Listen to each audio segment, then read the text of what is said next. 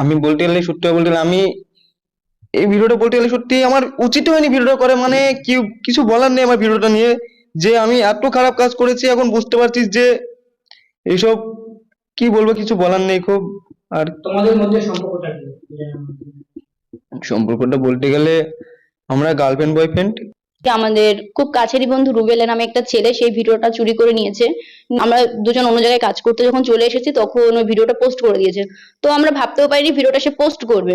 আর post করার কারণে আমার পাড়া বা আমার এলাকা, আমি যেখানে পড়াশোনা করি সে কোথাও আমি মুখ দেখাতে পারছি না। আমাদের পাড়া থেকে আমাকে বলেছে যে এই মেয়ে যেন ঘরে না ঢোকে। তো আমার মুখ দেখানোর মতো কোনো জায়গা নেই। আমি যদি গর্ভবতী হলে তার জন্য পুরোটাই দায়ী হবে রুবেল।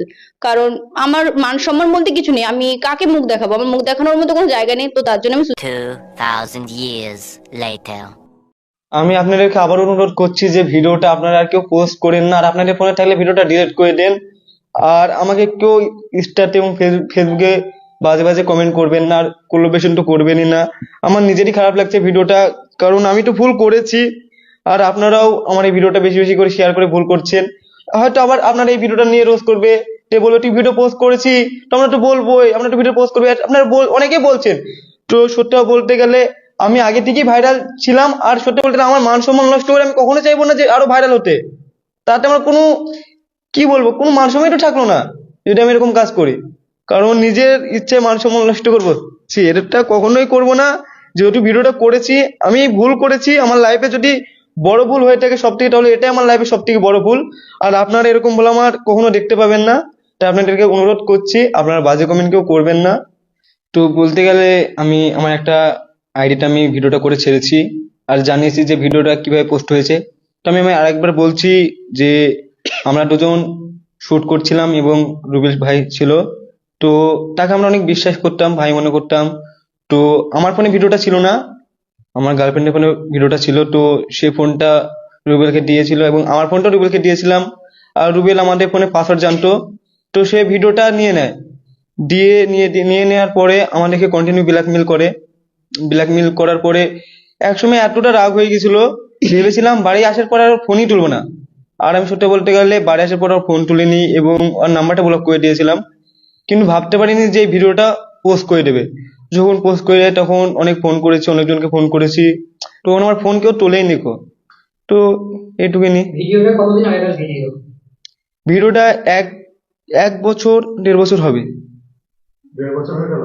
আচ্ছা, তখন পোস্ট না, না এক করে বছর আগেকার। এখন এত দিন পরে পোস্ট করছি, এর মধ্যে কি কোনো পোস্ট করছে বলতে গেলে আমি আমার একটা এর আগে একটা ঘটনা ঘটেছিল।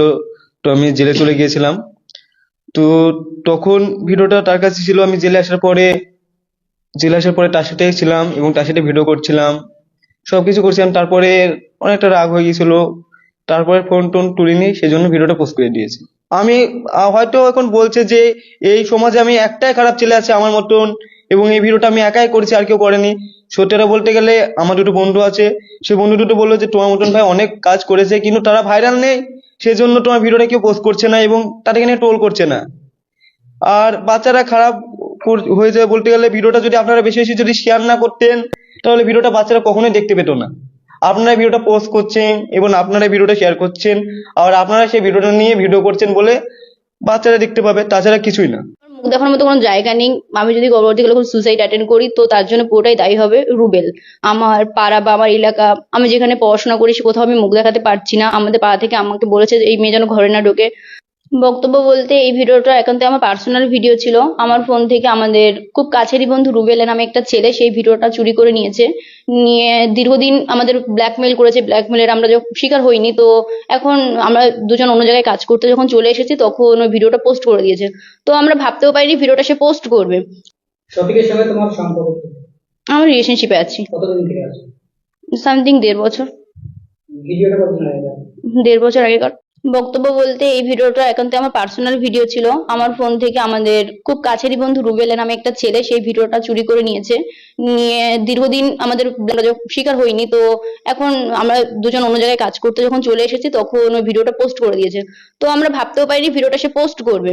আর পোস্ট করার কারণে আমার পাড়া বা আমার এলাকা, আমি যেখানে পড়াশোনা করি সে কোথাও আমি মুখ দেখাতে পারছি না। আমাদের পাড়া থেকে আমাকে বলেছে যে এই মেয়ে যেন ঘরে না ঢোকে। তো আমার মুখ দেখানোর মতো কোনো জায়গা নেই। আমি যদি গর্ভবতী হলে অ্যাটেন্ড করি তো তার জন্য পুরোটাই দায়ী হবে রুবেল। কারণ আমার মান সম্মান বলতে কিছু নেই, আমি কাকে মুখ দেখাবো, আমার মুখ দেখানোর মতো কোনো জায়গা নেই, তো তার জন্য আমি suicide করতেও পারি। শফিকের সঙ্গে তোমার সম্পর্ক কি?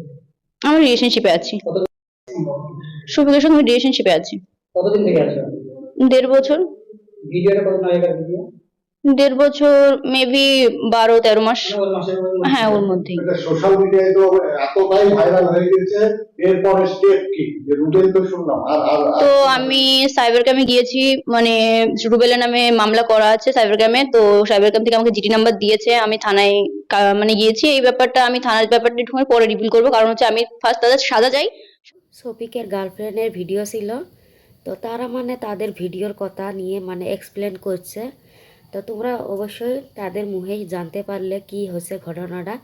কিন্তু শফিকের কথাই বলি, একটা মানুষ ভুল করে, কিন্তু একটা ভুল বারে বার করে না। একটা ভিডিও প্রথমে ভাইরাল হচ্ছে, সেটা হবে নিচ্ছে কিসিং ভিডিও, আর পরবর্তী এখন যেটা ভিডিও ভাইরাল হচ্ছে ওটা মানে ব্যাপক পরিমাণে ভাইরাল হবে লিখছে। আর এটা হবে নিচ্ছে দ্বিতীয়তে, এক ভুল মানুষ কোনোদিনও বারে বারে ভুল করে না। যেহেতু প্রথমে শফিকের কিসিং ভিডিও ভাইরাল হচ্ছে, তাকে বিয়ে করতে বাধ্য হচ্ছে এবং বিয়ে করেও ফেলেছে, কিন্তু সেই ভুলটা আবার কেন শফিক করে ফেললো? তো শফিকেরও মোটামুটি অনেকটাই দোষ আছে, একবারে যে ফেলে দেওয়া কথা তা নয়, কিন্তু শফিকেরও মোটামুটি অনেকখানি দোষ আছে। আর সেটা হবে নিচ্ছে কার ফায়দা? না শফিকের না সোনালির, ফায়দা হবে নিচ্ছে সেই ব্যক্তির রুবেল, যা ভিডিওটা মানে যাই শেয়ার করছে, যা সোশ্যাল মিডিয়া মানে শেয়ার করছে, ফায়দাটা তার হবে লিখছে, না শফিকের না সোনালি।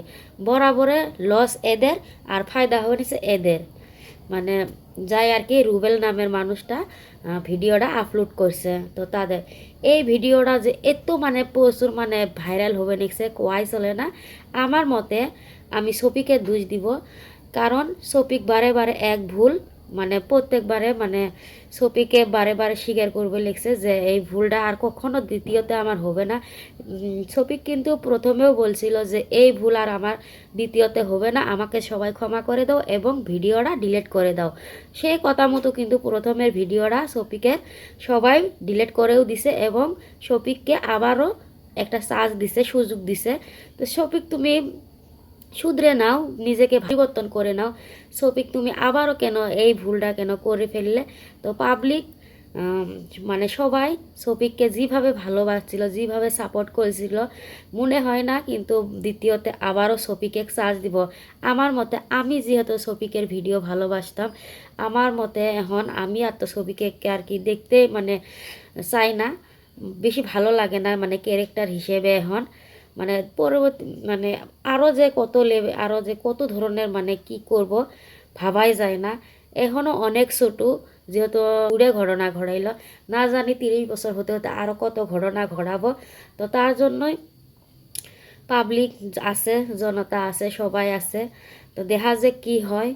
তো তবুও শফিককে আরও একটা সুযোগ দেওয়া উচিত আমাদের পাবলিক।